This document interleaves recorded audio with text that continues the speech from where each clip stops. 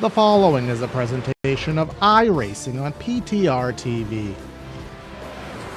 We'd like to thank all of our channel partners for their support. Please like and subscribe to the channel, and we hope you enjoy today's broadcast.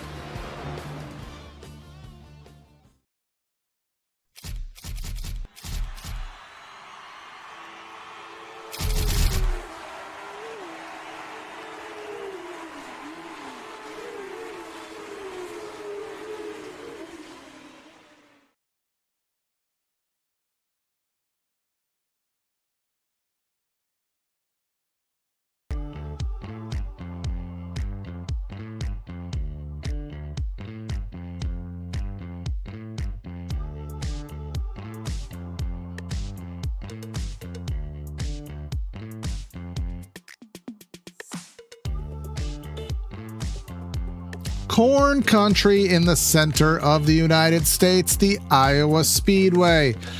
A track that many drivers loved in its older configuration, while it saw a very awkward repave 2 years ago. As you can see here on these shots, we have about half of the track paved, which creates a really interesting racing dynamic where you can't go too high, you gotta stay in that strip. And how will these drivers fare here at the tricky, bumpy, sort of short track here in Newton? Welcome everybody to PTR TV. Today's coverage, a today's coverage of the Triple Bypass ARCA series, of course, brought to you by Culture Designs, as it is every single week. Gotta thank Terry Brooks for that partnership here, bringing you these broadcasts. Gonna be myself, Corey Silva, in the booth and in the truck as usual. Brad Dalton helping me out with the commentary, as we do most every single week. So Brad, again, this track was a driver's favorite. They did the pseudo repave when Cup had its announcement that it was headed here. And since then, the racing has been very interesting in stock cars and in Indy car alike. But let's see what these ARCA guys are made of here tonight. For me, I really like corn. What do you like about corn?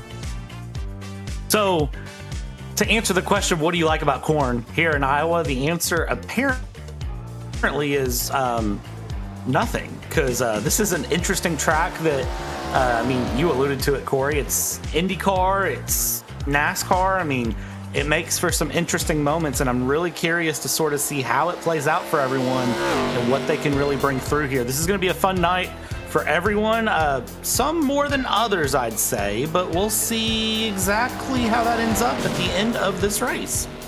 Yeah, essentially when NASCAR Cup was announced to come here, was it in 2024, I believe it was? This track was in dire straits with its paving situation, so they went to their contractor, and the contractor essentially, the rumor states that they did not have enough aggregate to pave the whole track, so they had to be very specific as to where they put that new pavement. So they only put it in the most higher necessary areas of the track, the most higher use sections of the track, those bottom 2 lanes and a little bit on exit. So you have bumpy, wore out straightaways, a really, really gripped up bottom lane. You won't see the drivers using all of the racing surface as they used to on the older version of the Speedway. They are going to be kind of confined, which does kind of tighten up the racing. So we'll see how that does come into play. But again, Terry Brooks, who, let's see if it's a sponsor curse here, but he is on the provisional poll right now. I'm going to thank him for that sponsorship here. Culture Designs bringing you all of the ARCA season. And Brad, let's just quickly go over our point standings. Points here in ARCA as we go through. Caleb Brown, 2 wins, 6 top 5s, 23 points ahead of Chad Winstead, who's got 3 wins and 3 top 5s. Adam Bossy in 3rd, Brad Kress there in 4th, and Walker McAnulty there in 5th. Al Corey, the boss man in P6, just 2 points over Alan Kunman. Cameron Kane, Herzog, and Harmon round out P10 and P9 respectively. That'll wrap up our point standings here, perfectly timed, because that is going to be the end of our qualifying session, and that gives me the opportunity to thank everyone for tuning in here to PTR TV. If it's first time, don't make it your last. Hit that like and subscribe button here. Help us push these streams out here and get on our mission to 2,000 subscribers. We're in the final stages of that goal, but the lights have turned on here. Looks like we are going to have ourselves a night race here in Iowa. And let's bring you that starting lineup. Terry Brooks, our series sponsor here for ARCA, going to start this thing off from the front row with Chad Winstead.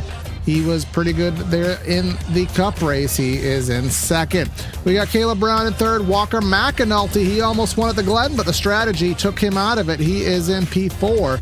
Kyle Gresh got that one on Sunday. He's in 5th. James Honeycutt in 6th. Then we have Adam Bossy and Cam Kane 7th and 8th, and rounding out our top 10, Mr. Zach Nerney and Sean Bradley.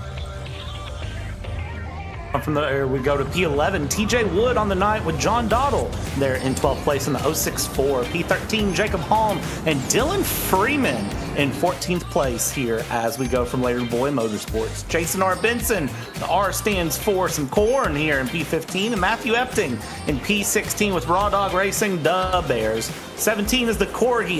The Corgi's back. 18th, Sid Kasheshian. 19th place here on the night is going to be the Naj, and 20th, Tyler Ruelas. We got 28 cars strong. We got 21st, Justin Baxter with Patrick Taylor. I don't recognize that name. Out of 22nd, Zach Armstrong. 23rd, Samson Lewis in 24th. Ward Fisher, Chad Thompson round out row 13. In the final row, row 14, going to be Donald Ristow and Matt Harmon. He said I can roast him because he inadvertently wrecked me last night. He was shotgun on the field, matching his car number.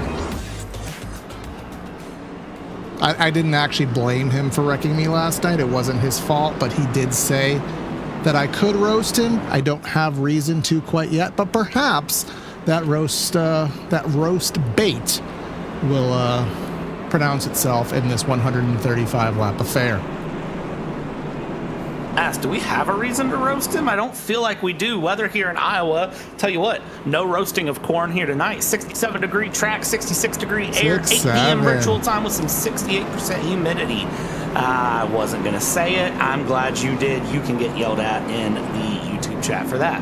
We're coming through turn 3 and 4 here, again that very dark pronounced lane here. That's where they will be running for the majority of this race. The Culture Designs 135 going to be led down by the Culture Designs car. Barney into the unnamed restart zone. Let's go racing Iowa style. Somebody did not get going, is up against the wall right from the jump. That's Chad Thompson. Stays straight, stacks up, but we carry on, and hole shot goes to our pole sitter.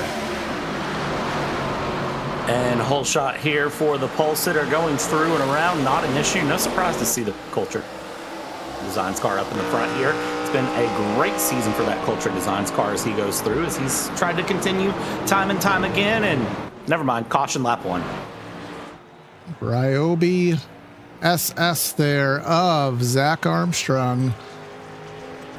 Never quite had luck with that brand myself. And perhaps that trend will continue in the virtual race car world. It's got a little bit loose there, turn 4. No harm, no foul. Don't see any damage. Just some track position loss. Ryobi, isn't Good that thing there was no damage there. Is that the Lowe's brand? No. Which one? Rigid is Ryobi? The Home Depot brand. Ryobi, is that an actual name, or is that like the Lowe's knockoff name? No, that's an actual brand. Okay. I was going to say, I don't know if there is a Lowe's knockoff. There has to be. I thought that was like an actual brand. All right. Maybe we'll have to do a poppage of a Goog a little bit later, because Lowe's does have their own in-store name. They have to. But anywho, go ahead. I was going to say, I'm sure they do, but I cannot think of what it might be right now. You'd think as a new homeowner, you would have entertained that by now. But anyways, Culture Designs. Oh, you think I'm shopping at Lowe's. I'm Harbor Freighting.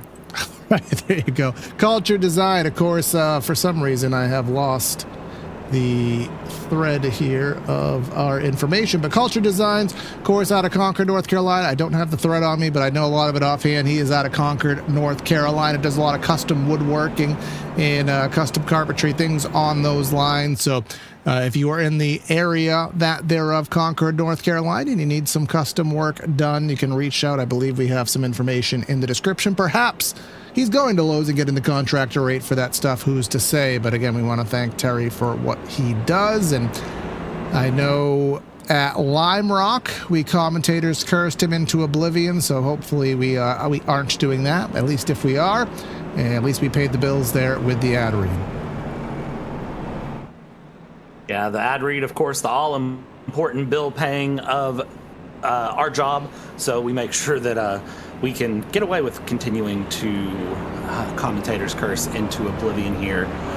Going to be an interesting night, I think, to get through. A lot of the guys after Sunday, I know there was a lot of, discussion about the love-hate relationship of a road course. So I think when it's all said and done, the guys here on Tuesday nights are happy to get back to ARCA, especially those that run multiple weeks in a row, and they're probably feeling pretty good so far here, even though we're only pacing right now. They're probably just getting ready to go, getting things locked in. 135 laps should be a good night. I really don't have an idea how this is going to go. I'm curious to see who takes that one set of tires when.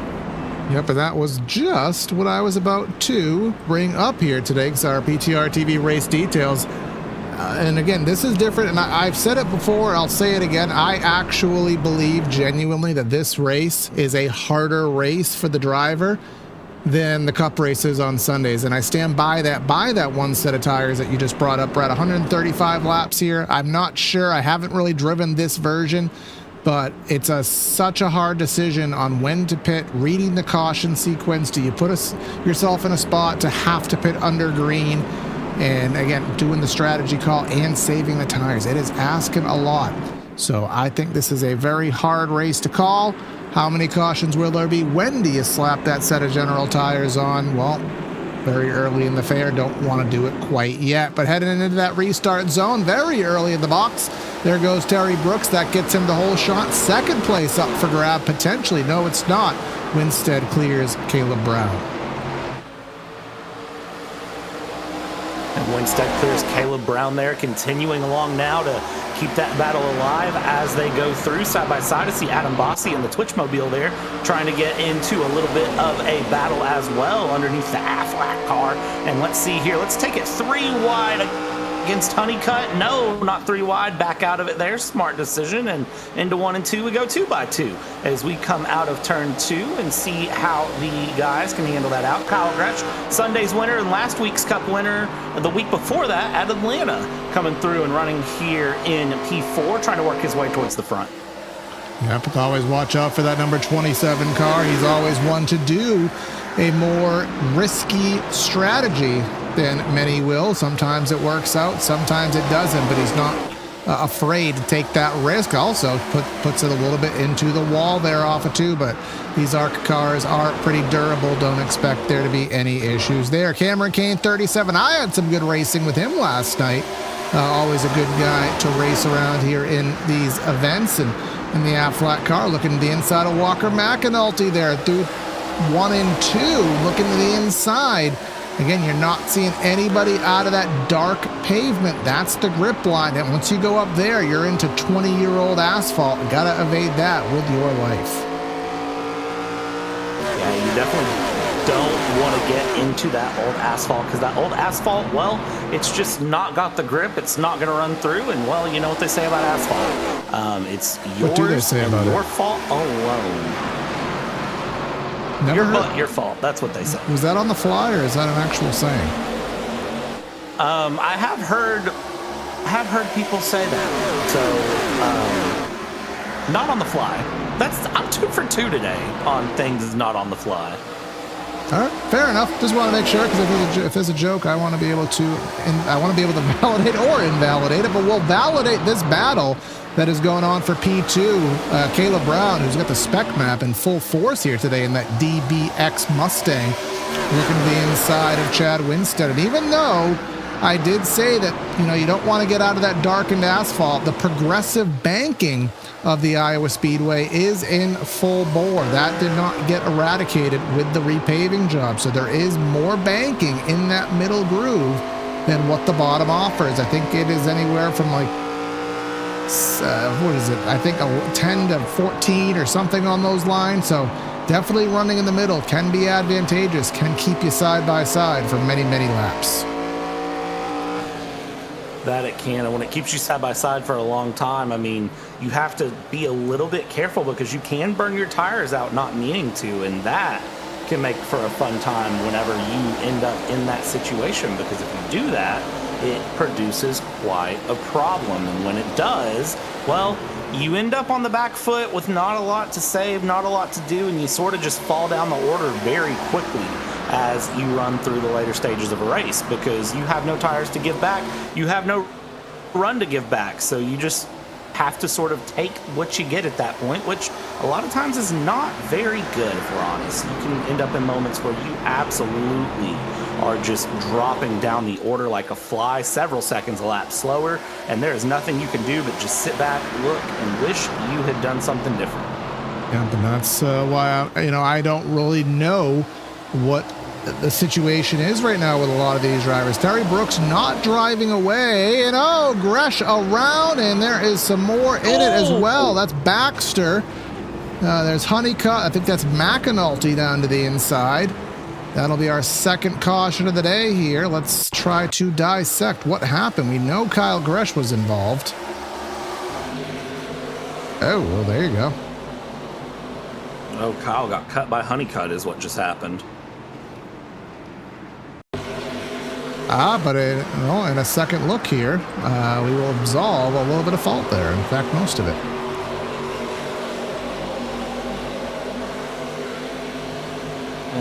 And actually, yeah, Gresh bounced off the wall, came down, spun, and then Oh, Nerney. 464 Of course, there. Nerney would find his way in, and he's basically he's Velcro to any potential wreck in his current state of mind. Who is that car that has googly eyes on it? We'll have to figure that one out. But back to live pictures here. 17 laps in, way too early to contemplate getting a set of tires on. And I think the googly eyes were Sid there. Moon eyes. I don't know if that's a thing or if that's an inside joke, but anyways, we do have pit stops to be had. I will garner that these are going to be fuel only. If there's tires going on, then we got massive issues. If there's tires going on, then somebody's clicked a wrong button somewhere. Let's take a look and see what happens here. I don't see anyone going up on the jacks right now. I don't see anyone going up on the jacks right now. I see somebody who missed their pit box entirely. Yeah, this is all fuel and go. But you never quite know. I mean, you could ask yourself, at this point, we're early enough in the race that you're still going to have to make another pit stop. I don't think here at Iowa, again, we're 7/8 of a mile. So I think it's around 80 to 90 laps to get around this place. So you are going to need another pit stop. So you may think, what's the point of pitting now? But you just never know when that caution sequence is going to be, where it's going to put you into the mix. And, it could come into play where you need an extra 5 laps, and maybe pitting now is that magic tick you need at some point. Yeah, you have to balance that decision of, am I doing the right thing? Am I pitting too soon? Kind of where am I at with things? And I think right now the decision to just go ahead and get some fuel in that car and get back out, I think that's the right decision here early on. It's also a good mental reset point sometimes to just stop in, pit, take some gas, and say, you know what, I need to just sort of reset myself and get ready for whatever the heck this race is about to become. Because sometimes races go in ways that you just straight up do not expect and cannot expect. So you just have to sort of prepare for that. Exactly that. Racing is very dynamic. We can think that we know what's going to happen, and there's always a way that just shakes that up and puts you in a pickle. It's happened to many drivers. I think every driver can kind of describe a situation where they were put in a box that they had to make a call, or they thought it was going to go one way and they should have zigged and they had to zag, or whatever you want to say. But either way, 1 lap to go, and we'll get it going once more. We'll see how Kyle Gresh gets through the field. It should be interesting to watch him slice and dice from 28th up to a much higher position. Sean Bradley, someone that we haven't talked about, he's in 6th, always a sleeper. Again, Cam Kane back there in 8th. Trying to look through Matt Harmon working himself through the field. He's in 20th. Remember, he started last, but Terry Brooks has been getting the whole shots. We'll see coming through 3 and 4 if he can get another one, or if Winstead can try to read the situation and stay with him. Certainly going to give it a try to stay with him. We'll see if he's able to do so here as they go along and around. Coming out of 4, pace car is going to be pulling out here in just a moment. Once that pace car does, well, it's going to be game on. I'm pretty interested to see who is able to do what, where, when, and why. As the pace car pulls off, we go green into 1, and of course it is Terry Brooks in that 23 holding on up front. 2nd place holding on for the 97, and P3 going along down the inside. Let's see, can we get the pass done to the inside? Holding inside here, and I think this is the first time we've seen that 23 out of the lead.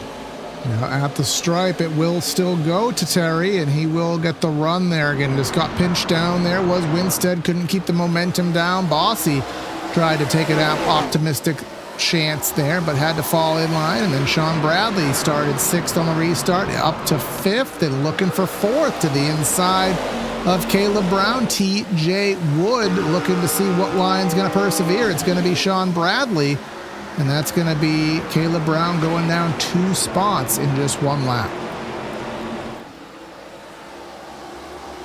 And 2 spots in 1 lap, not going to be ideal for him here on the long run as it goes. But sometimes that does happen, and it's unfortunate to see. We'll see if he's able to persevere. Holding on up front here at the moment, Adam Bossy trying to get past Chad Winstead here, looking to make a move down the inside. Sean Bradley there in P4, TJ Wood 5th place, holding along here. So we go, Adam Bossy still holding right on the inside of Winstead. Look at Winstead really working that wheel off the exit at 2. He's trying to just work that car as much as he can. Seems like he's fighting grip at this point. We're only 25 of 135 laps in. If he's already starting to fight that car a little bit, it's going to be a real long night for him. Yeah, well, luckily the track temp is only going to go down a few more degrees. Should make it a little easier to drive as the race does progress. About 45 minutes or so of racing we are expecting, but that number will go up with the cautions and Gresh and Ernie. So two guys who've already had a skirmish. Skirmish number 2. Oh, let's take a look what happened here and see as we go along how this came to be. 09 just missed the bottom, and Patrick Taylor missed the bottom up into Nerney, and then consequently up into Gresh. You just can't enter the corner that low. You gotta feel for him at that point. You just do you want to do a roast? Yeah. There? Do you want to roast? Spare me one. I do enough of it. Yeah, I'll do be the nice. roast. I mean, if you're gonna drive, you can't go 3 wide into a corner in Iowa. We're also 25 laps in, so why are we going 3 wide into a corner in Iowa? And also, if we're going to be down low, why are we going to be that far down low? There's no sense in doing that. You physically, it doesn't matter what style of racing you're doing, you cannot enter a corner unless you're at Daytona or Talladega. You cannot enter a corner that low, and if you do, you have to be much slower than you normally would be in your normal corner trajectory, a word I just struggle to say immensely. So I wouldn't call that a roast as more as it is a informational, educational thing. So we'll say that's an educational moment. If you're going to enter a corner shallow, you got to do it slower. But unfortunately for Gresh and for Nerney, they had issues. Now he is trying to repair this bloody thing as Kyle Gresh. He did not take the fast repair. So he is preparing for war. He's got to be counting on. He's counting on something much worse to come his way. Is the only thing I can think of for why he wouldn't be. He's preparing for war. He knows this ain't over yet. You know what? More power to you, boss. More power to you. Oh, but he's going a lap down, so he's prepping for war. And he knows he's going to get his lap back. So he's got all the confidence in the world here. Or he just forgot to check the button. I don't know which one it is. I mean, both are possible. Let's be honest. Both are a little bit possible here. Yeah, words of Kevin Garnett, 2007 Celtics championship. Anything is possible. So this is our third caution of the race. Terry Brooks has led every one of the 28 coming to 29 laps that we have run. Just a quick run up of our top 10 here. We got Terry Brooks leading. We got Chad Winstead second, Adam Bossy third. We got Sean Bradley and TJ Wood rounding out the top 5. Caleb Brown in 6th, Cameron Kane in 7th, Jacob Halm, Jason Benson, solid run, and Captain Averill, Mr. Dylan Freeman. I had another nickname for him the other day. I can't remember what it was. I called him Mr. Wiggles the other day. I don't remember why I called him Mr. Wiggles, but I called him Mr. Wiggles for something, and he's currently running in 10th. He probably deserved the name Mr. Wiggles if I had to guess. I genuinely... Whatever it was, he probably deserved it. I think I was racing with him, and he got loose. And I called him Mr. Wiggles, and he's like, why did you call me Mr. Wiggles? And I said, because your car wiggled. So we're going to stick with it. Just add it to Dylan's repertoire, his encyclopedia of nicknames, and perhaps we'll add a few more by the end of this show. But let's head into the unnamed, unsponsored restart zone here, the orange restart zone, brought to you by Citrus. Here comes Terry Brooks on the loud pedal. Let's try it again. We're going to try it one more again coming around here into turn number 1. Again, Terry Brooks leading here as he's done. I mean, it's Culture Design's race, so no surprise to see the Culture Design's car up in the front. You got to give it a little bit of a run. Is Caleb Brown back there getting into the wall? I'm not sure what the 17 wants to do, but I can tell you right now the wall ride is not the fastest way around this circuit. So if I was him, I'd stay out of the wall a little bit longer. He's got the 26 to his inside that he's trying to hold there to the inside as they go through. Luckily, Costco has that super lenient return policy. As long as it's not on an electronic item, buy a couch, you can return it 10 years later. They'll scoff at you, but they'll still give you a full refund. But here is another chance for the lead here. Top 3 separated by essentially nothing here. Bossy with a look, got the run off before, dives it into turn 1 and 2. Winstead right at the edge of the grip there, but got the ideal momentum from it. And he will manage to clear. So he fights off the battle for second, but still going for the option for the lead there. Working that high lane, Mr. Winstead. Instead, working the high line here, moving along well, keeping things moving and grooving on that high line as he goes. And Adam Bossy trying to work the middle of the track as he goes around down the inside. Sean Bradley wants to try to make a move. Winstead having to block here. These guys are absolutely giving each other some good pushes here early on, some good challenges early on board with Sean Bradley here with our Whiplash Sim Cams telemetry there to the inside as he's still holding side by side with Adam Bossy. You can see about 150-ish into the corner entry, and then watch it on the exit of 2 as he's still holding, and that is Adam Bossy into the wall. Yep, Adam all the way out in there in that old pavement there, and he's super loose from it there. Luckily, didn't get into the right rear of Sean Bradley. That was my fear. Bradley working his way through the field, now looking to the low side of Winstead here, lap number 35. Again, now we're going to start seeing what the tire deg is going to be. Somebody, I think that's Benson, kissing the fence back of the shot. So we'll start to see a little bit of tire deg going on. 100 laps to go. The final fuel window probably opening up by around lap 50. So as cautions come out, decisions will have to be made if we are even to get another caution. But side by side for second, Winstead will clear for now. Bradley actually lost a spot trying to gain one.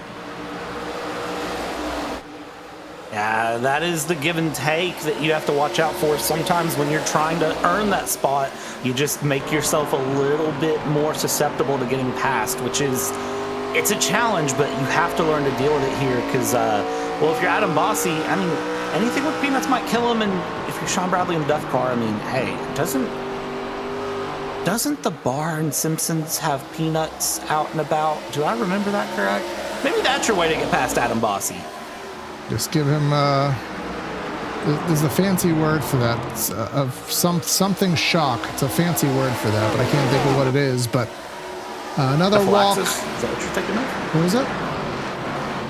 Anaphylaxis? Yes, is that. What you're thinking of? Is that what it is? I didn't go to medical school, surprisingly, there. But holy mother of toothpaste, really tight racing there off of 4.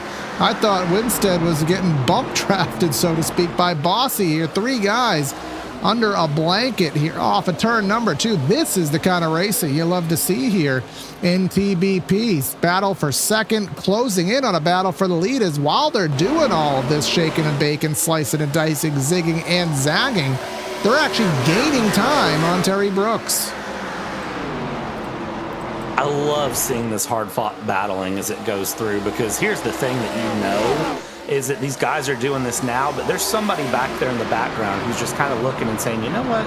Okay, guys, y'all do that, because what's going to happen is here in a little bit, you're going to be doing all this, and then I'm going to be able to just go ahead and cruise past you later, because you're going to wear out your tires. Because again, remember, we have one set of tires for 135 laps, which can make a big challenge in the long run. So somebody somewhere on the back end is just remembering that and letting that go.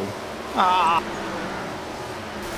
mean, that's off the racetrack, Porgy, so unless I think admin drew the trigger on that one. I don't think that one was yeah, we caught that live on cam. I'll be surprised. They just met in the middle there. And we'll get a top-down cam and try to assess Blaine, because that's just kind of how we roll here. This is how we roll. It's only my full-time job. I think it's Florida Georgia All line. right, so I the believe. corgi's to the inside. I think Bull, if I'm not mistaken, and if you don't know the names, you can never tell someone they weren't running high enough, but when you're the car underneath, you're kind of expecting the car to use the maximum amount of real estate. I don't think that the 18 used the track width available that Hyatt was expecting him to use. Yeah, I also think that's one of those that sometimes iRacing, you have some weird cautions here and there that you don't expect. And I'll be real honest with you, looking at that from that angle that we had, from that front on angle, I think realistically that would not have been a caution in real life. I think they would have just tapped a little bit and kept going. Yeah, that was, I can confirm that one was a administrative caution there. I know if there's a 2-car wreck that the sim doesn't call, if they can catch it in a reasonable enough time frame, that they will throw it out. So that is what happened there. Kyle Gresh, again, prepping for war. He did not take the fast repair. And as I expected, he did get his lap back. So I think he may have one quick opportunity to pull in the pits for maybe 15-20 seconds of repair, and he'll do just that. Just catching the tail end of the field. One lap to go, has not been thrown. So I mean, realistically, probably 20 seconds maximum is what he'll get. And it looks like we're pacing it actually around a minute, so maybe 30 seconds he'll get of repair, and we'll see how that car's driving. And my guess there, Brad, is when the inevitable fuel stop does have to happen, I think that is when, and he puts the tires on, I think that's when he'll probably pull that fast repair trigger. Yeah, I mean, really, too, looking at it right now, I think he's in a good position, all things considered, for what he needs to do. He just needs to keep working on it at this point to keep getting those little bits of repairs at a time. Let's see, looking for the leaders. Now, yeah, he got under credit Iowa for how big it is and how much repairs you can get done. All right, you got to floor it. Yeah, about 40 seconds of repair he got done. That is a sizable chunk. Now he's got substantial. Yeah, he's got to speed all the way around here and try to catch up to the field, because we're doubled up, stacked up, ready to go back green flag racing here. Lap number 45. And Adam Bossy, first time today, he's been to the outside. It's been Winstead on every opportunity thus far. Let's see what Bossy can do as the bridesmaid to the outside. I think Bossy will be able to bring a good run here. We'll take a look and see what he does as he goes through. This is going to be just one of those that it's either going to go really well or really, really bad for him. I think he's going to be okay, though, just watching as they go through. Let's take a look at the run as it is. It's Brooks and Bossy on the front, Winstead and Sean Bradley behind. Restart zone comes through, and here goes Terry Brooks trying to take this thing off. A good run from the outside from Winstead and Bossy, enough to cover off Sean Bradley, but not enough to bring a challenge to the front. Yep, there is a big wiggle from Terry Brooks off the corner, and then to the inside is Adam Bossy. Now, we really haven't seen the charges to the inside amount to anything, so obviously if you're Terry Brooks, you'd rather not be in a battle side by side, but I don't know how scared he should be in this situation, because the outside has been able to hold on to most challenges, and this situation will fall right into that suit here. Looks like you're going to have to make the passes on the outside.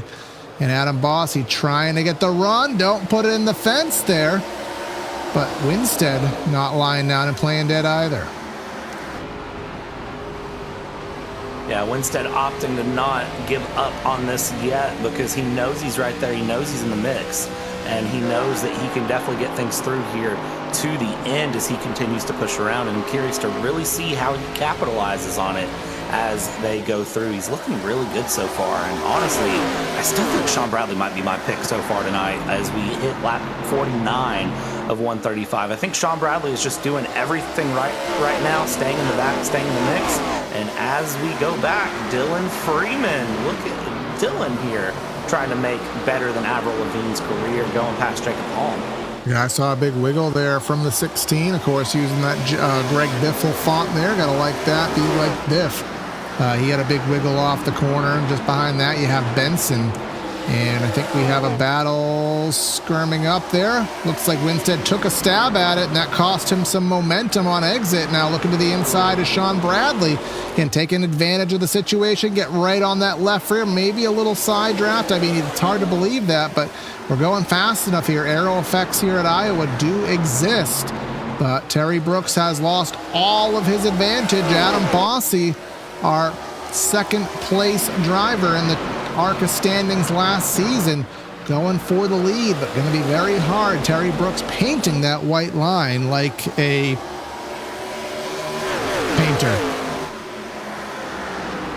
Yeah, I did. Painting the white line to make sure it stays there. I was going to say painting the white line like a boss, but I don't really know many bosses that paint unless you, of course, are in the carpentry and painting realm. But here's a side-by-side battle. Paint myself out of that picture right there.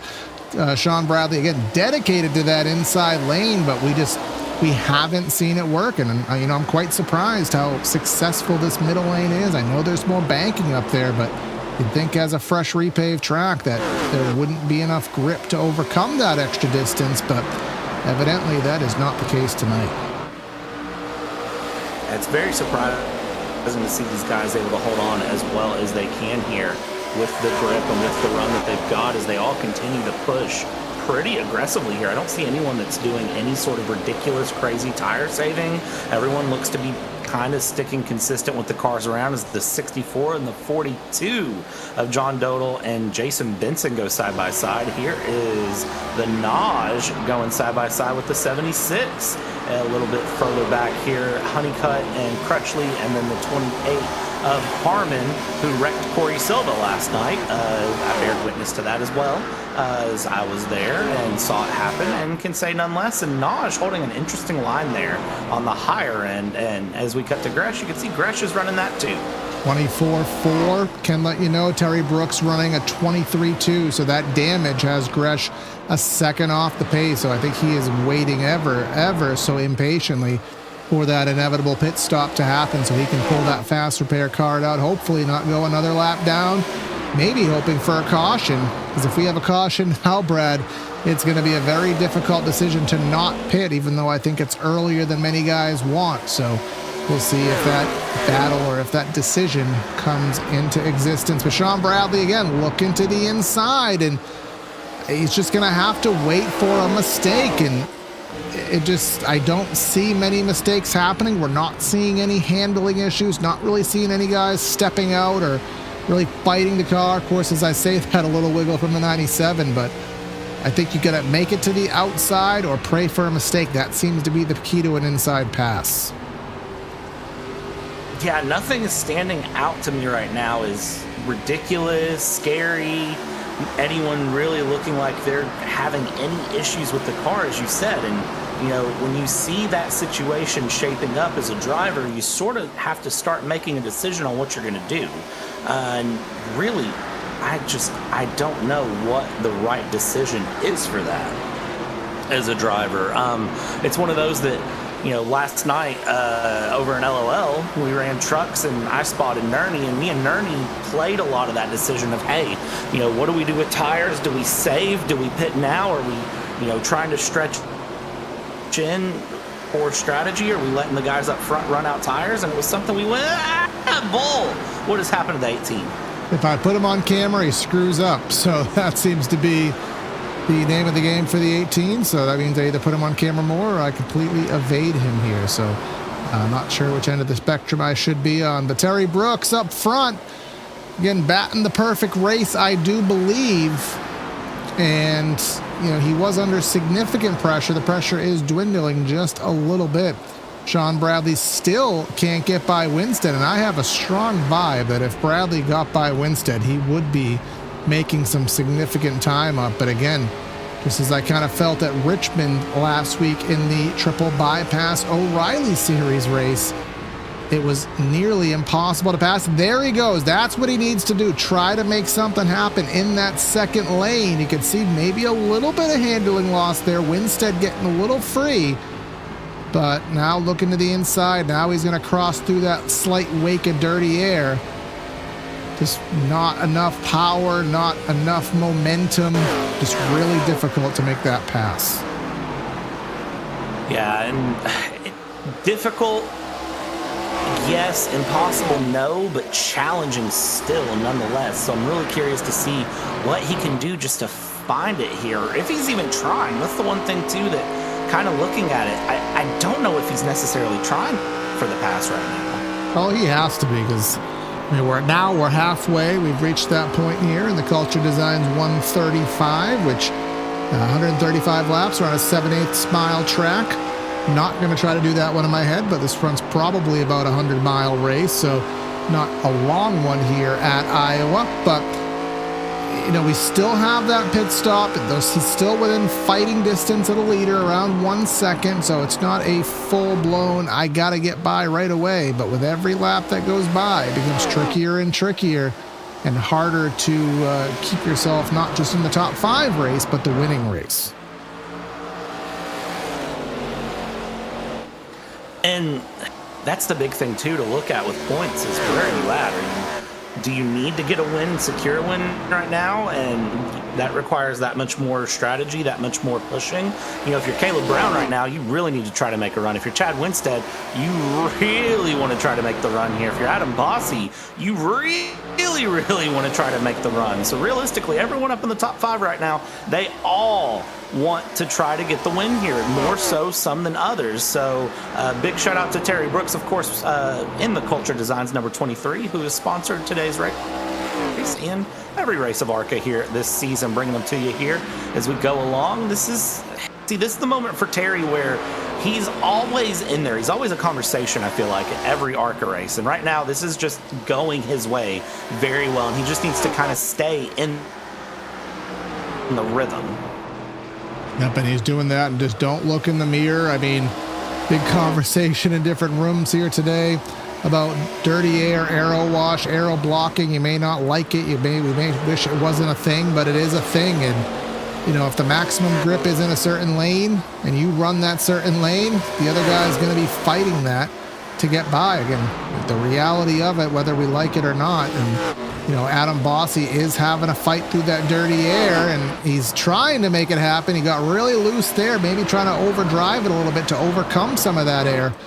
It doesn't seem like that outside lane is working through 3 and 4 as the track gets even cooler into the night.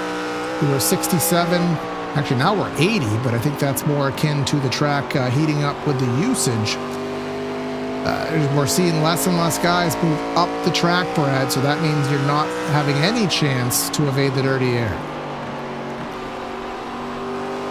Yeah, and dirty air is one of those things that I feel like that's a podcast topic we could go on. But, dirty air, it is one of the things that you have to learn to run, and it is one of the strategies that guys can use. And if you utilize it right, it gets away really well here. Dylan Freeman down to the inside on the 16 and Jacob Holm as they're fighting through. Dylan going all the way down there, trying to work through the 16 up high. A little bit of a weeble wobble, but I think he's able to hold on to it there as Raw Dog Racing's Dylan Freeman down to the inside there with the high chew 113 behind of Walker McAnulty. And watch the wiggle here, because there's Zach Nerney, and if Zach Nerney's around, I can about say 50-50, there's a chance for a crash to happen. Oh, jeez. Oh, the guy that's going to be in area next week, and look at your confidence level. But he's doing pretty well working through the field here. And again, if you like what you see, again, like, share, comment, and subscribe here. We are, of course, at Iowa this week. We will be at the famed short track in Southern California, the old Mesa Marin Raceway, now turned into a new circuit. That is Kevin Harvick's Kern County Raceway. That'll be 150 laps. Very high banked hairpin style corners there at that short track. Should be a good one. Then we head to Phoenix, a little West Coast run. And in 3 weeks' time, end of March, we'll be heading back to a road course in the form of Watkins Glen International. So some good races coming up here on Tuesdays. And you can either join the fun here by going to triplebypass.com, try to get right into the race, or, of course, watch us here on Tuesdays and enjoy the fun here from the broadcast side. And ultimately, you can do both, too. You can race and then watch the next day, whatever works for you. The McAnulty looking to the inside again, side by side by side by side, pace lap formation, so to speak. This goes from the 8th spot down to about 14th. And as it goes through all the fun roasting and jest here, Nerdy's my guy. I gotta give him a little bit of a roast here and there. I joked with him that if he ever wins an area, it's gonna feel like a DW moment of me yelling, just absolutely ecstatic. So we'll see what happens going through in that season as we continue to work through. The 113 worked his way around there, and Nerdy moving through as well. Checking back in here a little bit further back with a battle. This is the 84 of Ward Fisher and the 28 of Matt Harmon. This is the battle for P15. You can't tell me he just made speed up there in the old pavement. I don't know if that means he's that good or if this track is broken, but Harmon, in 3 and 4, he was out of the grip stuff. So maybe the not grip stuff is grippier than perhaps I expected it to be. Well, I mean, if the grip stuff is overheated that much, then it definitely is possible because there's somebody behind that's also doing the same thing. So, I mean, if the track temp has went up 20 degrees, if you're looking for cold track, you might as well go up as somebody's in. TJ Wood, this is past halfway, probably lap 90. I mean, with the cautions, maybe lap 100 would be the last lap of fuel, I would estimate. So that leaves, the window open right now. Let's get an idea of the fall off at this juncture. As you can see, the top two have pulled away quite handily. Bradley has dropped off the back of Winstead as well, but we are down about 7/10 of a second or so. That'll update once more. Yeah, roughly 7/10 of a second of fall off, Brad. So for every lap that somebody short pits, 7/10, 7/10, 7/10, that will add up. Yeah, and you wouldn't think that adds up. And I know you hear 7/10 and you're like, okay, 7/10 of a second, that's not that crazy, but it builds up quickly and makes a big old difference. So you have to really be cognizant of it as a driver, as a team, as it goes through. And really, if you've got a friend sitting with you watching, or if you're, got somebody spotting, they need to be aware of that too and pointing that out as we go along here and continue forward. Terry Brooks holding on up front there. The 42 of Jason Benson running there. Dylan Freeman, John Dodal, they are okay. Well, that's a little bit of side-by-side contact. Wasn't expecting that off of 4. As they run down towards 1, Freeman to the outside, John Dodal to the inside. We'll see who can clear who as they hold side-by-side on board with Benson. I didn't write that. I'm going to blame the Corgi because I don't know who else to blame for that. I'm going to blame Ryan Hyatt. Of course, it is an open spreadsheet that anybody can sabotage. I think I updated it last week. I have forgot, but there wasn't any new entries to it. But perhaps someone sabotaged it in the past week. Not quite sure. But there is Nerdy getting by McAnulty, who is not matching his pace from the road course on Sunday here in ARCA. But doing the best he can. Nerdy, good recovery effort. Now, Kyle Gresh, of course, we talked about him involved in that massive wreck that took his front end off. He didn't take his fast repair. He has since lost a lap, and he is not the free pass car right now. Samson Lewis is the free pass car, and Brad, I'm going to say it. It's going to end up backfiring, but I'm going to say it. Tyler Ruelas, we're 85 laps into this race. He hasn't caused a caution, he hasn't spun up, and he hasn't done anything dumb yet. So, Kyler Ruelas, this is a good improvement for you, my friend. Yeah, Tyler being consistent here and smooth. I'll continue. Still on the lead lap, too. Here. Still on the lead lap. Yeah, on the lead lap, running a consistent line, running smooth lap times. I haven't seen anything crazy going on for him. So, yeah, big shout out to the 160. I love to see drivers with consistent, smooth improvements. Big plane nerd. You didn't know that, Brad. Big goal, of course, remembering. I did not know that. I'll have to pick his brain on that sometime, see how big of a nerd he is. Dylan is just a sap for TV time right now. He and John are conspiring there in voice chat. We got to get on air. We got to get on air. Go side by side. Well, that's probably not what's actually happening. What's actually happening is it's just really hard to pass here. And John doing a bang-up job there to hold on and keep that spot over Dylan 9th and 10th respectfully. But up front here, as again, we expect pit stops at any juncture. 88 laps in, Terry Brooks pulling the long-term speed out here, 0.8 of a second up, now almost a second up, rather a straightaway up, pardon me, on Winstead and Bradley. So remember, they were under a blanket. They were slicing and dicing 4 cars for the lead, but Terry Brooks said, nah, hold my beer. He pulled that into 5th gear. Man, that rhymed. Here comes Dylan. Difficult pit road, mind you. It is a hard pit road. It is a very hard pit road here to get onto under green, and not something that a lot of practice is put into, because usually you don't expect to have to do it. So he looks here, and then boom, you got to pull it in hard. He slid that thing in there and hopefully made it under speed. So, I was about to say, somehow it looks like he got it under speed too, so that's impressive. What do I always say, boys and girls, in every triple bypass as Terry Brooks comes in? Will he make the same air? No, a little bit cleaner there than Dylan Freeman, but Dylan Freeman may be faster on the entry than than Terry Brooks. What do I always say, boys and girls? Practice your green flag entries. Whoa, Dodal there entered rather hot and heavy. Oh, 2 guys missed it. That was Baxter and somebody else. Oh, Baxter backing up.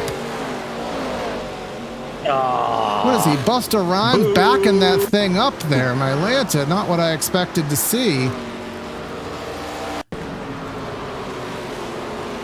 Who was that yellow car? That was Sid. Yeah, he just stopped. Usually at that point you would abort and just take the L and then come in the next lap. But he's like, nah, I'm pitting this lap. I have not seen that one recently. Have a good soundboard bit for this. I refuse to accept that just happened. I refuse. No, I can accept that. That wasn't completely egregious, but I'll take that. I was going to say, I can't believe how much you are the soundboard of Triple Bypass Discord. Adam Bossy in. Is he going to be able to lock it down? Now, again, this is about 3 or 4 laps later. It's about 3 or 4 laps later, so again, take that culmination of 7 tenths, 7 tenths, 7 tenths. You know, that's a second or so he's going to have to eat up. But Winstead and Sean Bradley remaining on the racetrack right now. Let's pull up the stints on our ticker right now, and you can see we got about the top 12 or so that have yet to pit. They are just praying to all who are above that a caution will come out and put them in a super advantageous position, but that hasn't happened yet. 40 laps to go, about 15 minutes of green flag racing on offer. Caleb Brown exiting the pits. Tyler Ruelas, he is in a gaggle. I already complimented you, Tyler. Don't ruin it. Oh, Bull's on screen right now, so just wait for something to go wrong. Oh, hold on to it, see what happens. Tyler staying to the inside here, going along well as he goes through, continues that battle along. It looks like he's just trying to keep the car clean and stay out of any sort of things as the 11 hard dive to the inside. There's there. Winstead in there. Chad Winstead in. Yep, Chad Winstead in for his pit stop, and Walker McAnulty in the temporary lead right now. So we'll see when he chooses to make his pit stop. Just waiting on some more to come in. We got, 8 left. And I imagine the fuel cell's running very dry. Sean Bradley coming to the attention of his crew. Still waiting on Harmon here in the 28. Now, how many laps has it been since Harmon pit real quick? Let's pull that back up if we can, Corey. 54. Take a look here. So some of these guys hit under the last So caution. that's 54 plus 37. That could be a plausible number to make it to the end. I'm not going to lie. I think 90, 95 would be a stretch. that was what I was wondering, because we have somebody who's on 97 laps. Hey, Tyler Run made it through, into so the like- pits too. He didn't screw up. So Tyler might be having, in all sincerity, this could be a career day. Not because of position on the board, but just because of a solid run. If he could put 35-ish more laps together. And I'm saying this in full sincerity. Is Corey not roasting people today? No, And I'm roasting people? I did What's enough. in the water? I did enough this morning that I figure I may as well, go to the other side. Not gonna lie, and this is a true honesty. I didn't tell you this in our DMs earlier in our group chats. I actually went to therapy today, first time ever. I acknowledge that I actually have issues in my mental health that I need to take care of. So thinking of life in a more positive sense actually is not a bad thing. It's something I am working on. So hopefully that doesn't ruin the roasting of the broadcast. I'm sure I could flip that switch, but I am trying to be more positive. We'll have a good conversation about that later. I have very, very strong opinions about why people should do that and my stance on all that and, well, my life experience with that. So, but that is an off-broadcast topic we're not going to bring into the broadcast. Right now, what I want to bring into the broadcast is the fact that we have a possibility. I'm going to throw something crazy out here as Adam Bossy gets his way back on the Go ahead with your thought, because I want to interject. Is it possible for the three guys right now in second, third, and fourth to make it to the end, hold on, and do they have enough in the tires with pace difference with the laps left? Basically, I'm saying, is second, third, and fourth going to be 1, 2, 3 at the end of this thing? Well, what I do want to point out is that Adam Bossy did overcome Terry Brooks in the pits here, which is very surprising to me. Actually, it's not surprising to me, and I'll tell you why. Why? I'm going to tell you why. And look at these timings here. Adam Bossy, 11-second pit stop.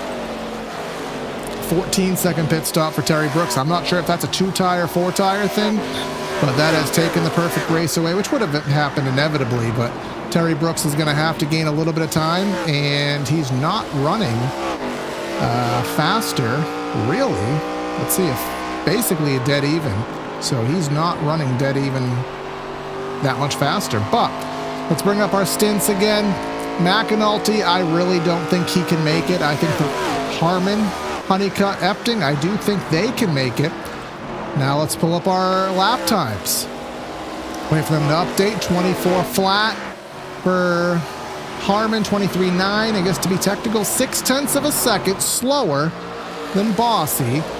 So what's 0.6? Now we got to do math, Brad. Here's where it gets tricky. 30 laps times 0.6. So he has 15 seconds on Bossy, and he's losing 0.6 a lap, and there's 28 laps left. How many? So at 0.6 times 28, how many seconds is that? Oh boy. Hold on. They made calculators. This is 2026. No, I have to pull it up. It's 16.8. So that means he's not fast enough. But we have to remember there is going to be some speed deg. That 0.6 is probably going to equalize out, if not get smaller. So I guess you could say we're queuing for a photo finish. But that is if everything stays to plan. But here is the other part of this that I think is also in play. I don't think Harmon has taken a set of tires yet. So if a caution does come out, there's not a lot of cars on the lead lap, and he has that set on the wall. This is going to get very interesting very quick if a caution does come out. Basically, for Harmon, Honeycutt, and Epton, they need this race to go green all the way to the end. The likelihood of that, I mean, it's not unheard of. I've seen crazier things happen, that's for sure. But, I mean, last week we went caution-free here in ARCA. Well, I'm going to disagree with you. I think one of two things needs to happen. The caution needs to come out right now, where there's only 6 cars on the lead lap. That lets them put those tires on, drive through the field on better tires. Or it needs to go to the end. I think if a caution comes out super late, it hurts their chances to use those tires. So it's either like right now, or we need to go to the end. I think those are our two situations that work best for the Harmons and the Honeycutts. And maybe, again, McAnulty, he's going to need to run 84 plus 20. He's going to need to run over 100 laps to the end. We weren't given any information on fuel runs. Again, counting for, what, 3 cautions, 4 cautions, whatever we had. I think that's too far. But again, I know just as much as most of you guys know that are watching this. It definitely could just be pushing it. It's either too far or it's just pushing it based on the fact that a lot of guys pit right around that lap 50 mark. So or that last caution we had, which I think was right around lap 50. Looking through here, Sean Bradley and Cameron Kane, 37 and the 77, swapping some positions here going through in the battle for P10. Now this is very interesting because Sean Bradley is on 6-lap newer tires. Oh, wait, no, he's not. Sean Bradley, interesting. We have a lot more strategies than we accounted for, Brad. He only took fuel only. I mean, I guess if the tires are feeling that good and you think there's not that much in fall off or a new tire doesn't make that much of a difference in the long run, I could see fuel only being a strategy as well. If you're trying to really hold on to it, I don't know. Again, I don't really know, but it doesn't seem like the tire fall off was horrible for everyone as they've gone around here, around this Iowa Speedway. It seems like that tire fall off has been there, but it's not been horrendous across the run. So getting some info on the back end, it's 82 laps on a green flag with 0 saving. And again, we had, let's bring up our race recap by Whiplash SimCam's 4 cautions for 16 laps. Now, how many of those cautions were since those drivers pit? Maybe 1, because we are on a significant green flag stint right now. So, you know, with that logic being said, 84 laps, Harmon would be pushing 92 to the end. That's a stretch, but McAnulty absolutely has no chance in hell to make this to the end. But let's take a look at our gaps right now. The gap between Harmon and Bossy, and here comes McAnulty. Gap between Harmon and Bossy is 10 seconds right now. So 18 laps, 10 seconds. I am losing hope for you, number 28 fans.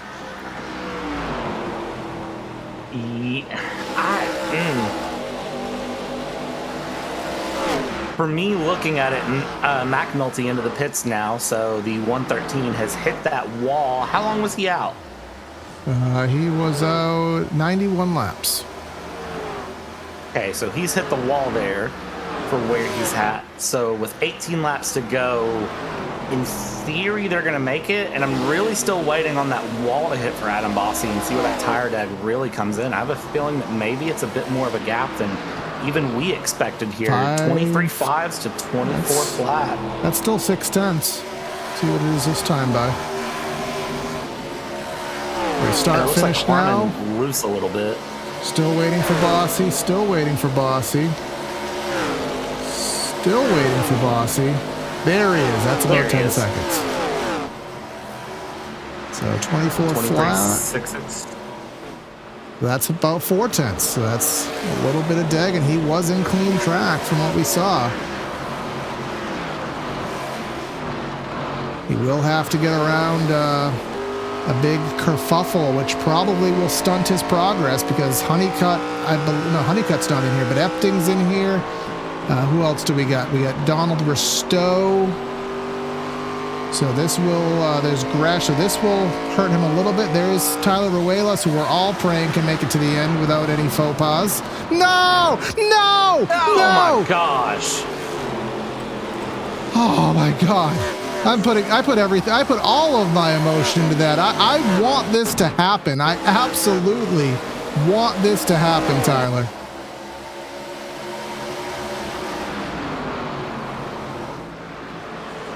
That is almost a Ricky Rudd Save of the Race award there. He was just trying everything to keep it off of the 25 there and then just able to hold on to it. That was impressive from him, actually, to keep that together. So I think that's deserving of a Ricky Rudd here after we watch what happens with the 17 up here of Caleb Brown and TJ Wood as they go side by side, fighting hard here as Adam Bossy is now past Epting for P3. Yep, and he has gotten by that pack with relative ease, now working on Risto. Again, that is not for any positions. That is just merely just slicing and dicing through the lap cars here. But this is positioning. This is Caleb Brown, TJ Wood, Cameron Kane there. Baxter, remember, with his backwards pit road endeavor. He is since multiple laps down now. Who is that there at the back of the shot? The Guinness car. That is Samson Lewis. Again, another driver who has had a clean day, which you love to see. John Dodal there. We didn't report this. Remember, he was up there battling with Dylan, but 25-second pit stop. That's an awkward pit stop time. I don't know if he had to come back in for a penalty stop or if he just fixed damage. I don't quite know why a 25-second pit stop, but anyways, that has significantly hindered his performance on the day. I wonder if that was like having to take a slightly longer stop to like take a drink of water or something and just maybe holding off a second longer in the pits than planned. That is a very awkward stop, but hopefully that'll sort it out. 77 into the pits. I think he realized he done messed up. That is or he didn't take unfortunate to enough see, fuel. for sure. One of the two. Which is right side goes up on that car. So Sean Bradley will not running for points here in ARCA. Just I don't believe, anyways. Just kind of running for fun, and so won't really have too big of a detriment in the end there. But here we go. 8 laps to go. 7 laps to go. Let's do another lap time spot check here at 23:94. Only 2/10. So that is the tires evening out. 2/10 a lap, 6 laps. I can do that math in my head. That means he's only gaining 1.2 seconds. And 1.2 is a lot less than 7. So this is still looking like a Matt Harmon trophy experience. But I'm known to ruin a lot of things. So let's not etch it yet. Only sometimes do you ruin a lot of things. Just wait and see how this one plays out. This is going to be an interesting one to see. Terry Brooks absolutely hauling the mail in that 23 down the inside. He goes as he is looking to continue to make runs along. He would love to try to close this 7.3 second gap down in 5 laps. 89 laps led this race. And unfortunately, it all came out in the pit stops. Yeah, he took that longer pit stop than Bossy, which, you know, Bossy not too far ahead of him there. You could see that purple car in the distance. He hasn't really eradicated any of that gap, but more importantly, just nobody was expecting a Harmon to come into play here and do what he did and may do in just 3 laps time. But there is a Honeycutt coming in, not enough petrol for that number 76. Interestingly, 89 laps. He had 1 more lap on his tank than Harmon did. So if Honeycutt can't pit, is that saying that Harmon is going to be in a precarious spot? But luckily, he only needs to go 2 laps. He can back it down a lot because he still has a 6-second lead. This is a interesting position we found ourselves in here. Coming across 2 to go as we continue along. Gap 5 seconds back, but again, that big question of is fuel there? And it seems like Harmon definitely having to do a little bit of saving potentially as he goes through, trying to just watch and see. Let's see what he's doing on corner entry. Well, he's not doing Maybe anything not. crazy. Well, in that case, disregard. White flag out, Corey. Yep, 5 seconds of a lead here, so he can basically just putt this thing around as long as he doesn't put it in the wall. No cautions to evade. Terry Brooks, the absolute dominator in the Culture Designs car in the Culture Designs race, but Matt Harmon took advantage of some pit stops on a caution where nobody else chose to pit. You never know what caution is going to be the forte, and he found it. He did the strategy call. He saved the fuel, and he won. Matt Harmon getting the trophy here in the cornfields. Is corn. And for Matt Harmon, it's a win here on the night. Impressive run from him, pulling that strategy out. Great decisions coming from him. And I'm very, very impressed to see Matt Harmon pull that one through. Yeah, I mean, that one was not on my bingo card, the way the race was going. Remember, he started last, so he actually didn't just get the win. He did the last to first challenge, because I remember saying the 28 car in the 28th spot, but Harmon will burn it down there on that big lump with knobs, and he did have just enough juice to put that thing in victory lane. So full congratulatory efforts go to Harmon. I mean, there's the age-old saying, sometimes you got to be lucky, sometimes you got to be good, and sometimes you have to have fireworks right in the middle of the shot there. But let's go ahead and give you the final rundown of results here, Brad. Let's fire them off here today from Iowa. Final results here from Iowa on the night. Matt Harmon and Adam Bossy 5 seconds off there in second. A second behind his series sponsor Terry Brooks with Culture Designs there in P3. Epting in P4 with Chad Winstead in 5th place. Caleb Brown, the number 17, finds it in P6. Cameron Kane in 7th. TJ Wood finds P8. Dylan Freeman, Avril Lavigne's number 1 fan in P9. And Jacob Holm in 10th place. Second page results is as follows. Walker McAnulty there in 11th with Benson in 12th. John Dowdle in 23rd with Donald Ristow in 14th. 15th finds John Crutching. Kyle Gresh, he's going to really wish he took that fast repair now. Settles for a 16th. We got Honeycutt 17th. Sid in 18th. Tyler Ruelas, he didn't mess it up. The cleanest race we've had from him in 19th. And then Samson Lewis, another one. Clean race for him out of 20th.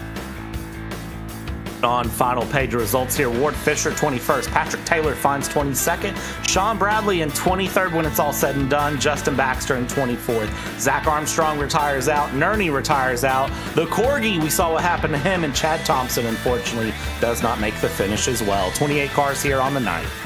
All right, so let's head down right to Victory Circle. Brad, he doesn't have enough fuel, but he asked us for an interview, I sure hope. What's up, guys? Hey, Matt Harmon, sir. What a run you had, man. Started 28th, finished first. How did you figure out that strategy was going to work? I had no clue. I was running on a hope and a prayer. Very clearly a hope and a prayer was enough, man. That was amazing to see coming through. When you realized that you were on that strategy, what was going through your mind? I was hoping... there with 30 laps to go, I knew I had about a lap and a half to the good on the tank, but I was just hoping and praying for the tires to hold out. You definitely seemed like they did, man. Looking through, would you have pit under any of the cautions going back, or how did the tires feel there at the end? Tires didn't actually feel that bad. It did get a little more tight in 3 and 4 there towards the very end of the run, but I got my tire warning with 30 to go, I think it was, so I just tried to keep them underneath of me and be easy on that gas pedal as much as I could. Absolutely, man. And looking at next week, it's Kevin Harvick's Kern Raceway. Yeah, the Temu version. So how are you feeling about next week, man? I'm looking forward to it. I think I've got a top 5 there, and I think it was late model, so I really like the track. So we'll see if we can come out and hopefully do something similar. Awesome. Well, Matt, you pulled off the 28th to first, man. Congratulations on the win, and we'll catch up with you next week. Thank you, guys. All right, now second place, I got ourselves here, Adam Bossy. Well, Adam, things were looking good for you there. You were chasing Terry for the majority of the race. You jumped him in the pits, but ultimately an outlier strategy kept you out of victory lane, man. How do you summarize your night for us? Yeah, it was a rough one. Terry was making me work for it all night, and I had to gamble a little bit on strategy, and I thought I was going to cycle around to the lead, and unfortunately that didn't happen. Congrats to Harmon on the great strategy call, though. He broke a streak of me winning here for the past 2 seasons. So, what better way to do it than to get the strategy call right? Yeah, I mean, it seemed like, I almost related to the cup racing at the plate tracks, where it just seemed like the only place you were going to pass was in the pits. Just seemed so hard. The inside lane couldn't complete the pass, but not enough space to the outside. I mean, how difficult was it? I mean, was there any plausibility to be able to make a pass there under green flag conditions with Terry? I was trying really hard. I started moving the car around a little bit as the run went on, and I knew I was burning my stuff up with where I started on the field, and how quickly I moved up through the field. I knew I was going to be burning my stuff up, and I don't know if it was the air or what, but I just could never really get side by side with him. And Terry's a great racer, and he's always raced me clean, so I wasn't going to throw it in on him or anything crazy like that. And it came down to that pit cycle, and Iowa's never failed me on a 2-tire stop, so it was a lot longer than what I expected, but I figured let's roll the dice on it and see what happens. Well, it almost got you the win here today. You ran second most of the race, and that's where you put it through. So we'll see you next week at, as Brad called it, Kevin Harnick's. That's the Temu version. Kern County next week. Yeah, I can't wait for Kevin Harnick's Kern County Raceway. That's gonna be a fun time. All right, man. We'll see you later. Yep. Thanks, guys. And now Brad with. I was going to try to mock the name and keep the team theme going, but we'll bring him in painlessly. Terry Brooks. And Terry Brooks, man, I tell you what, started first, finished third, led the most laps, but in the end, an underdog, out of nowhere strategy absolutely came through. But man, it was a good race for you. How does it feel? Oh, it was real good. I had a great time. Thought we had a really good car. Thought we had made a great strategy. Bossy took 2, got him out ahead of us, and I thought me and him were going to have a really good race there at the end for second. And then just a scenario trying to get on the outside of Honeycutt. It didn't work for me. It worked for him. Put me too far back to get back to him before the end of the race. But I mean, congratulations to Harmon. Great strategy. Would have never thought it would have worked. So I never even gave it a thought. Man, it caught us off guard up here too. But I got to ask, kind of looking through, is there anything you would have done different? Because you had a great run going on your car. I would have took 2. That would have been the only thing. I didn't need 4. I just, for whatever reason, I just chose to go 4, and I could have got by with 2. I think my wear on the left sides were still like 89 and 90. So, I mean, I could have got by with 2, and that would have kept me in front of Adam. But I don't think there's anything I could have done to catch Harmon, because with it being so late in the run, I mean, I really was pushing it that last stint, and we just couldn't catch him. Had too big of a lead. Absolutely, man. And look at it next week. It is going to be Kevin Harvick's Kern County coming up. If you do the Temu version, it's Harnick. So I got to ask, for next week, how are you feeling, man? What do you think you can do with that number 23? Kern's a really good track for us. So I think we'll have a lot of luck there. I think I won the ARCA race there last year. It was the old ARCA car. It's just a really good track for us, so hopefully we can pull out another win. We just needed some good luck. We've had a lot of bad luck this year. 2 races now, we've had issues with the software for the pedal situation, puts us wide open. One of them we should have had a win at Concord. I just would like to get in victory lane, and hopefully all the software problems just stay put away so we can have, good finishes after good finishes. Absolutely, man. Well, hopefully next week goes well for you, and we'll be catching up with you then. Otherwise, congrats on the P3, man. Thank you very much. Thank y'all for coming on and putting these on. I love going back watching them. Really makes it a great addition to the whole league and how everything flows, and we're just happy to have y'all on. Absolutely. Thanks, Terry, man. All right, Brad. Well, race started off a little rough around the edges, but it definitely came to shine here in the end. Always fun to see a strategy game work out, and Harmon going and doing the first challenge. Yeah, welcome to Triple Bypass. Sometimes you don't really know what to expect in these races, and these guys love to prove that to us time and time again by pulling off just some great strategy, great decisions, great racing, and just overall great fun. Absolutely the case here. Well, we always have fun here on PTR TV. We'd love to have more people along for the ride with us. Like, share, comment, subscribe. Help us get to 2,000 subscribers. Brad will be live tomorrow night with the Elbows Out Racing League. We're at they. There's some good English for you. That's the Temu English. Where are they at tomorrow night? Sebring. They're at Season finale. Sebring International Raceway. So Brad will be there with them. We'll be live again on Sunday with some more Triple Bypass Cup racing. Monday, the area preseason shootout. That'll be a big one. Look forward to that and some more area and fun next week. That'll be Corey and Brad signing out of the booth. Have a great night, and we'll catch you next time. See you.